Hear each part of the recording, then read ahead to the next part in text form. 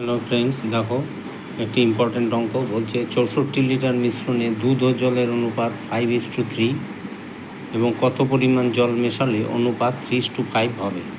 উত্তরগুলো দেওয়া আছে। দেখো, আমরা মনে করি প্রথমে আমি ডিটেলস করে দিচ্ছি, তারপরে শর্টকাট পদ্ধতি দেখিয়ে দেব।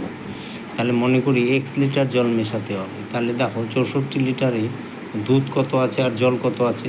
তাহলে 5 মোট হচ্ছে 8 ইন্টু 64, 5 ভাগ যেহেতু দুধ, তাহলে 40 লিটার দুধ। সিমিলারলি 3/8 ইন্টু 64, 24 লিটার জল। তাহলে x লিটার জল মেশালে এখন জল কত হবে? 24 প্লাস এক্স। তার তখন অনুপাতটা বলছে 3:5 হবে। তাহলে দুধ ইস্টু জল, দুধ 40, জল 24 প্লাস এক্স, তাহলে সেটা 2:5।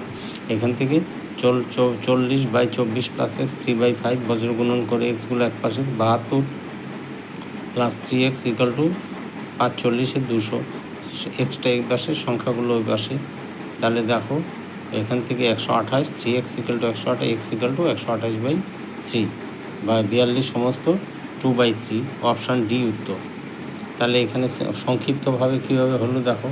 তাহলে দুধ জল 5:3, এখানেও 3:5। এই দুধটা সমান করতে হবে। তাহলে এটাকে 3 দিয়ে গুণ আর এটাকে 5 দিয়ে গুণ করলে সমান হয়ে গেল।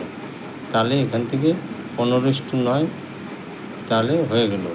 তাহলে এখানে 15:25। তাহলে জল বাড়লো কত?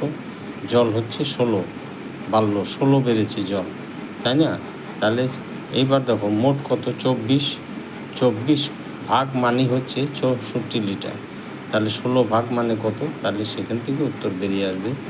অঙ্কটি খুবই ভালো লাগলে তোমরা লাইক, কমেন্ট, শেয়ার অবশ্যই করো।